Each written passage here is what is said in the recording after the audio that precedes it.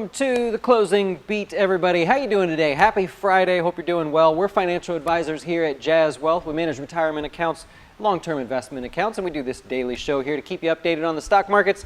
Today, we're going to talk about a good stock market. So some days we get to talk about the ugly, some days we get to talk about the good. We'll talk about all of it today, actually.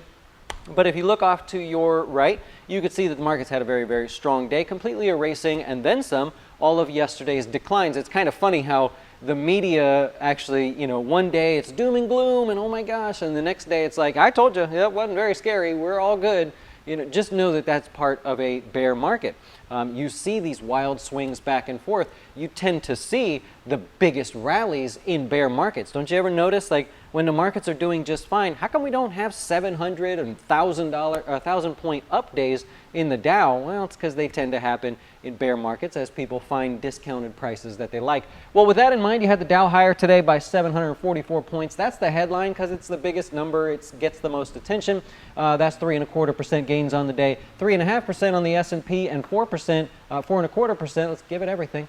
4.25% on the Nasdaq for the day. Put the chart down there at the bottom so you could see that today was what's known as a trend day, which means that the market was content to go higher all day long. There was just no pullbacks. It's what you want to see, by the way, if you're a bull. You want to see that the bulls won the battle from the start of the day, and they held on to that battle all day. The back and forth that we have been seeing is definitely something you're not interested in. Well, to start, we had good news out of China. Well, I don't know if you call it good news, but earlier in the week we had manufacturing numbers contract over in China. Today we ended up, or last night we ended up with news that their services portion of their economy is actually expanding. It's kind of like the U.S., right, where manufacturing and all the real good jobs are sort of contracting, but the service industry, hospitality, is all doing well. China, are they going down the same road there? We don't maybe need to get into an economic discussion, but that's what happened out of China, and their stock market was actually lower, considerably lower on the day. I think it lost 2.25% overnight there. In the U.S., we woke up before the markets opened today with our non-farm payrolls numbers. That's, of course, it's a market mover every time it comes out. And this time was really crazy because non-farm payrolls came in at 312,000 jobs. They were only looking for 184, I wrote it down. Huge beat, right? Hasn't actually beat by that wide, meaning we were expecting 184, we got 312. That margin between what we were expecting and what actually happened has not been that wide since June of 2009. So an actual, like a really considerable beat there. So that really set the markets off to start that pace there. All the sectors in the S&P 500 were positive on the day, very strong day. Not a whole lot of negative. We'll go through it when we see it there for you. And I will reiterate this. Look, I'm not the guy, I don't want to come on here and be like, I told you this would happen. I want to be the guy that tells you ahead of time, not the guy that tells you I told you so. So if you go back to Wednesday and yesterday, I pointed out, and I'm going to point it out again so that you guys know this, because this will happen again. You never sell the first sell-off after a climactic or parabolic decline. I mentioned that exactly the same words on Wednesday, and I did it again yesterday because it is the one stat you can always count on, right? Meaning it's not only for the market, it's not only for particular stocks, it's for everything. This applies to Forex, Bruce. It applies there as well. If you can identify a parabolic or climactic decline, then you never sell that first sell-off or short, if you're a short trader, you never do that the first pullback. It's a losing proposition, right? So that gives you a little bit of comfort as to know what was happened there. Now, as far as stocks and the market, this is a significant reversal, and that's as far as I'm going to go as far as saying that. If you're looking at stocks that sold off aggressively yesterday, meaning they started where they finished the day before and had a large losing day, and today they completely reversed that, then you can call that a significant reversal. Say with it what you will, the SEC's closed, so I may be able to get away with more, but I don't want to, we're buddies right now. We're on the right page. American Airlines is a great example of that. Yesterday's sell-off, today's reversal, that is a significant reversal that is something you want to pay attention to. So let's focus on the markets for a second. The Dow did the exact same thing, sold off. That first sell-off after a climactic decline, completely reversed. A lot of technical traders playing that game there. The Dow, I said the Dow. The Nasdaq doing the exact same thing, actually your stronger performer out of the day. And the Russell 2000, a good reversal on that one as well. Same climactic decline, same reversal. So about a 4% gain on that one. Transports did a complete 180 from yesterday. Significant reversal, I'll say that. About 4% on the day. That's largely because of what held it down yesterday. The airline stocks, Delta was the one that we pointed out being in the news there, reversing its almost all of yesterday's gains. American Airlines, of course, and so transportation sectors go from being the laggards yesterday to almost the leaders today. Another good sign is oil. 5 straight days up. Every day this week, the price of oil has been higher. That hasn't happened in a while. I actually didn't go back to look and see that. It looks like about August since that happened. 5 straight days higher. And so that's a good sign. Still trying to find a bottom here. I don't think you can say oil has marked a solid bottom and will head higher from here. I think it's still going to be a little choppy, but that reversal back here, when we made these lows on the 26th and reverse course, that's a significant reversal. For now, that's the support area or the line in the sand that a lot of traders are going to use. Because the markets were closed for New Year's, we got the oil inventory numbers out today.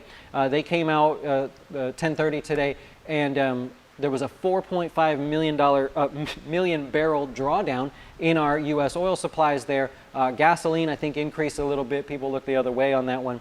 And so that helped support the price of oil. And for that matter, anything oil related, oil service stocks, oil explorers, the oil ETFs, your oil production and transportation companies all did really well. And that always helps support the markets because the S&P obviously has a big stake in the oil and energy sector. So you notice that on the day. Other sectors that did really well, your metals and mining, great little reversal off the bottom of that. Gold, interestingly, or not interestingly, gold was lower on the day, reversing all of yesterday's losses. You had the dollar, there we go.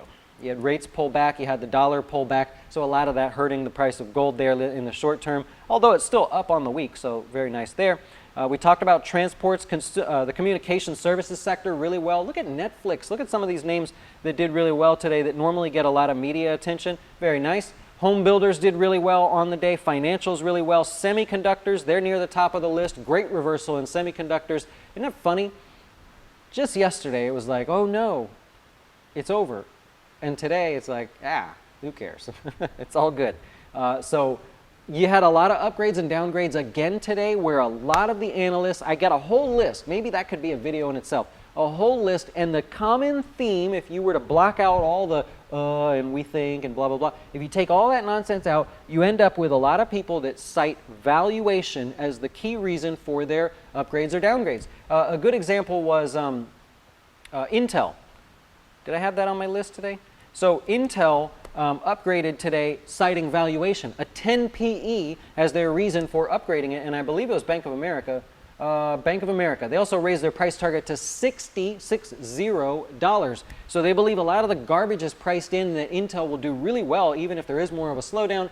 They said the 10 PE, in addition to the current where the price is at, was their reason for doing that. Lots of that today. Lots of upgrades in that category with that mindset. Netflix in the news today. That was one I just mentioned that a minute ago. About a 10% gain on the day. Goldman Sachs added it to what they call their conviction buy list. That's just a fancy way of them saying we really like this stock, but we can't tell people to go out and buy the stock right now. So they call it their conviction buy list, meaning they're just really like sold on the idea of this stock heading higher. The stock, by the way, you can see it. Since making these lows here, that's a 25+% gain since hitting those lows. That's only 8 trading days, by the way. So when we talk about stocks moving different and having different personalities and speed of your portfolio, this is a great example of one individual stock that is much, much, much, much faster. All right? So hopefully, you sort of understand that or want to look into things like that. Tesla said they're going to start sending their cars to the Chinese, the Model 3 in March. So not bad there. It actually closed above the 200-day moving average. That's great news as well. We mentioned the airlines. Those were some of your stronger areas with significant reversals today. Hint, hint. Marriott. So Marriott was up 6% on the day. A couple weeks ago, remember they found out that before they were bought, they lost about $500 million 500 million customer records. And so they came out today and basically said, you know what? It wasn't 500 million records. It was actually 383 million customer records. So they got a bit of a boost for that one. I don't know. Good reversal, by the way. Significant reversal if you follow that. GE, nice little move higher today. It's actually higher after hours, or was. Apollo, I think it was Apollo Group, is looking to buy out their jet business. So aircraft leasing, I believe, is what it was. So GE, a little bit of a spike going into Monday, maybe. We'll see what happens there. And let's point out Southwest. That was one of the airlines, did well today. The co-founder passed away. Really cool guy, by the way. If you happen to not be old enough to know how Southwest got their start, like a lot of the stuff that you see in airlines now is sort of taken for granted. But if you happen to be able to watch the documentary on this guy and his process from just starting a little rinky airline and trying to do things different, it's a really cool documentary. I would encourage you to watch it. I will also encourage you, as you can see, life is short. Well, not for this guy. This guy was like, drank a lot. He was a big time drinker. And I think it was 87 that he died. So he had a good life. But again, I'll follow up on my New Year's resolution for you. Go build something, right? This guy built an airline that stood no chance of success, and now it's one of the best all-time airlines ever. Go build something, right? This is your chance. Before you know it, you're going to be 30, 40, 50, 60, 70, too tired to build something. Go build something. I encourage you greatly to go build something. So that's that one. If we look at the S&P 500, I thought this would be kind of fun today. So we know real estate investment trusts, obviously they pay higher dividends. If we discount that, we take a look at the S&P 500 and we back out all of the real estate investment trusts, which we know pay dividends. There's an interesting statistic here that I tweeted it out as well, in case you like Twitter. If you take out all the REITs from the S&P 500, there are 65 names, 12% of the S&P 500, that are paying dividends of at least 4%. If you know how dividends work, I know Financial Investor does, then that's interesting. You got 65 names to choose from. That is more than enough names to build a portfolio that moves at the speed that you want it to move at and pays you 4+%. There are also 27 names, good names by the way, Ford being at the near the top of that list, that pay 5% or more, and I believe CenturyLink is the highest paying dividend stock in the S&P 500. I just thought that was interesting, right? Like, look at the opportunity you have to build different types of portfolios. If you understand how to do that, that's pretty interesting, I think. Now, as far as the stock market goes, we're definitely not out of the woods yet. Don't look at today and think, oh my God, I missed it. I need to start buying. We are not out of the woods. We've got government shutdown. We've got the trade war thing. That'll be next week's conversation. In China, they're going to be meeting up to talk about the trade war, the U.S. and China. In Beijing, they decided to meet, which is interesting because Trump never likes to negotiate in someone else's territory. So I'm not sure. That might have been a little concession on our part. You got earnings coming up. This earnings season, I always try to tell you ahead of time, anything I can. This earnings season, the focus is going to be on beating by a penny. We're going to joke about it as it happens because it will happen. Everybody has lowered their earnings expectations so far that most of these companies are likely going to beat by a penny, and that will build sort of a positive sentiment going into the next quarter. So you got earnings coming up, and of course the government's shut down still. Trump was on TV for like an hour today and basically said, look, no wall, no barrier, no fence, no wire, no system to block people from coming into the country, no government reopening, which is really interesting because think about it, the SEC's already closed. I just paid them a boat ton of money to re-register this business in all the states that we're registered in and with them. Did they cash that check? Who cashes it if they're not there? If you think about it, when companies go to report their earnings to the SEC, nobody's going to be there to take it. So how does that going to work, right? We got earnings season coming up here. Tax season, right? Quarterly payrolls. Think of all the things that you're paying in, and the IRS is slowly shutting down. Right? Are they going to extend tax day? That's going to be a real interesting topic for conversation if this really does drag on. And President Trump said, prepare. He told Democrats, he told the public, prepare for it to be months or years that this could drag on. I get it. That's just tough talk. But, it's really interesting to think about how many people are going to have to adjust. Like, what do you do with your taxes? Anyways, I just thought that was kind of interesting. If you have any questions, I'd be happy to answer them, but that's the market in a nutshell today. If you enjoyed this video, hit the subscribe button. That's all I'll ask of you. We're naturally here marketing our business. If we don't need us, if you could at least hit the subscribe button. I plan on using your data and all of your comments and view times and everything in actual live presentations that I'm going to be doing in front of the industry. So help me make my case, if you would, by hitting that subscribe button. I really don't care. Any other reason doesn't matter. We obviously, don't make a lot of money from YouTube on this stuff. Pennies, if you will. Mary, a Friday where there's no sell-off before the close. Correct. There's a lot of those little data points along the way. The 11 a.m. sell-offs, the 11 a.m. bull rush, the 3:30, the last half hour sell-off on Fridays going into holidays in the last 2 weeks of the year. There's so many little data points there, so Mary's got a good point. Yeah, I love it. It's crazy. Goldman Sachs. Chiranjeev. Goldman Sachs is on public record saying that they can't lend the money fast enough. That especially in the personal loan category, they see that as a huge driver of their business going forward. That's why they're paying so much. The other Marcus is paying so much because they're letting you have a piece of the pie that they're going to send to people to have personal loans at 13, 14%, which is ridiculous. Anyways, when Richard wants one of those don't sweat towels. We sent out a whole bunch of them just the other day. Yeah, they all went out. If you're one of our customers and you are still sweating, let me know. Send me an email or email support@jazzwealth and say, hey man, I'd like to get me a towel, and we'll look you up, send it right on out to you.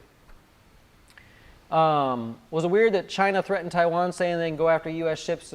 That barely made any headlines. It almost could have been perceived as sort of like, that Bloomberg, I won't call it fake news, but that news that Bloomberg puts out to try to move markets. I don't know why they do that, but you can see almost on a daily basis how they try to do that. Nothing against them. I don't know if they just got the news wrong or whatever, but that's how it felt today. Nobody cared. Nobody cared. Could be more of a discussion next week.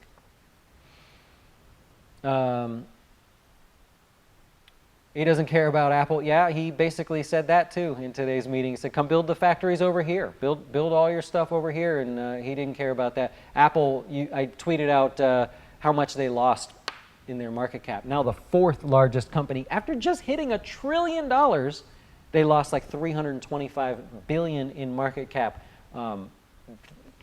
That's incredible. David's like, stop it. Stop going higher. Don't worry, David. There's going to be a lot more chop here. I don't think I will say the markets don't just rocket back to highs. Impossible. I think the sentiment will start changing a little bit, but, that's it. Brandon, how do you get to chat? Just let me know. Happy to chat with you. If you like, you can schedule the appointment on the website just so you know we're both available. Otherwise, just send me an email. Let me know. When stock drops 50%, yeah, that's sort of a clever way of saying, it's hard to buy falling stocks. I get it. I mean, it's a kind of an anti-argument to the catch a falling knife people, or the people that like to do that. Yeah. Stealth says he must have missed it, but the Fed changed their mind about increasing rates this year. The Fed needs to, I wish they would stop talking as much. Today there was a lot of talk, obviously, from Jerome Powell, Janet Yellen, Bernanke, all these people, and to me it's misleading. On one side they say we only use the economic data to make our decisions, but then on the other side they say we plan on raising rates X number of times this year. If you don't have the data, then how can you account for that? Like, what are you doing there? So then it comes time to raise the rates and they go, well, it's the data. The data tells us we got to do this. I just wish they would kind of like, just go hide out for a little bit. Today what you saw was basically them coming out in the news. They just don't want to be responsible for the sell-off in the markets, so a lot of that was clever, we'll just say.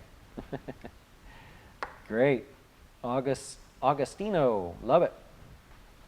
You thought of some of the older generations dealt with Great Depression, say already rather buy things for years. Why is it now in our society we forget so soon? Well, there's also the mentality, Cabra, that markets go up and then crash, then go up and crash. I can't tell you how many people are telling me they want to sit and wait for the markets to fall. Markets don't go up and crash, go up and crash. They occasionally crash, sure, there's some catastrophic event, but markets go up, they pull back, take a break. They go up, they pull back, they take a break, maybe crash, right? Or, you know, recession, depression, whatever you want to call it, depending on the severity. So you can't have the mindset that you're investing, boom, I lost it all. Investing, lost it all. It just doesn't work that way. So for literally years, since the day we started this company and I went to my family and friends, got them to invest, they were telling me the same thing. I'd like to wait for the markets to pull back. They now need a 50% pullback in the stock market to make all that waiting worthwhile. Do the markets pull back 50%? It's possible, but I mean, it's like now you see this decline. Do you want to dive in? It makes you feel like you want to dive in, but it's a tough one. It's a really, really tough one there.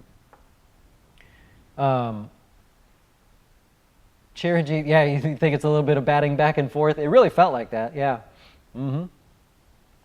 Cool. Markets higher with low volume but building. Today was above average volume, and that volume naturally declines in the last 2.5 to 3 weeks of the year, starting to come back very normal. It's a tough time of year to take such a tiny window and say that's low volume. It's low volume relative to the last couple weeks, but on average, if you go back over the last couple years, especially since the beginning of October, it is above average volume. Kirk's got it right. It's about time in the market. Time in the market. If you can pick up some good discounts along the way, it just makes you feel better about that. Pavan, I can't tell you specifically which one they are. Well, those are monstrously different stocks that you're suggesting. If I had to lean towards one and you said, hey, I don't care if you get in any trouble, I just want to know like what you think, I'd lean towards FedEx. I did a little thing on them the other day. FedEx and UPS, the difference between them. So I'll say that my assumption is coming from that, not because I think it's better than one of the other two that you mentioned there, though I like how you've spread out. Let's put it that way. Okay, well, that's all I have to offer for you. We'll be back next week. I wish you a good weekend. Back to work for me. If I can help you in any way, you guys know where to find me. If I did help you in some way and you don't want to find me, maybe you'll hit the subscribe button. I hope you will. I appreciate it. We'll be back on Monday. See what happens then. Enjoy your weekend. And if you want to follow me on Twitter, I tweet out sort of interesting things that I come across when I do that are within reason. It's more of a stats kind of thing for me. Enjoy. Talk to you then. Why should you choose Jazz Wealth as your retirement or long-term investing service? Our portfolios are managed by us, not some faceless mutual fund manager. Our private classes will teach you everything about investing and getting your dough straight. Best of all, our fiduciary standard means your best interest comes before ours.